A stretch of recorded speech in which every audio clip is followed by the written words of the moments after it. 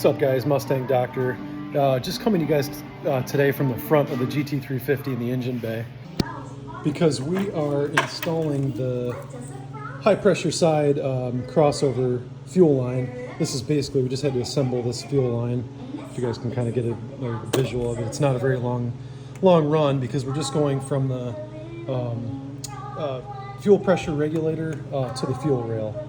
So just cutting across here at this point. And so we already assembled the fittings and everything, so this is a pretty easy screw on at this point. And once we get this part screwed on and installed, we will then move over to the dash 10 line, which is the feed that's going to go from the fuel tank.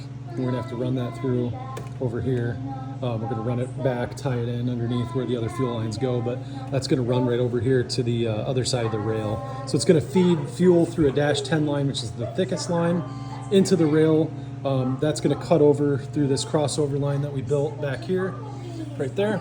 And then that's all going to run back and forth through the return style fuel system back to the tank, back into the lines, and keep the appropriate fuel pressure that we're looking for at all times. Fore really did a good job with these fittings and the whole fuel system, guys. I'd really highly recommend this kit.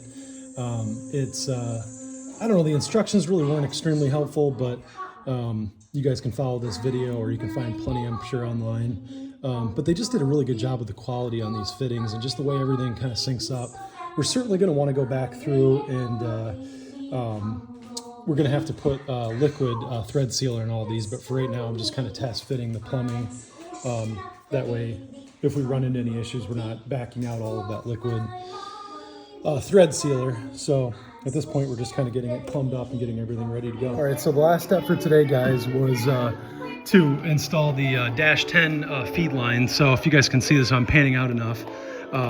We installed the dash 10 feed line coming from the back of the car, back of the tank. And then that's going to run fuel into the lines. These fuel lines are going to run, of course, parallel there. They cross over back here through this dash 8 line, and then they run back over to the high pressure side of the fuel pressure regulator, and then they also the fuel runs back through to the back of the fuel tank, because this is a return style fuel system, as I mentioned earlier, and that allows the system and the fuel pressure regulator to keep the fuel pressure where we want it.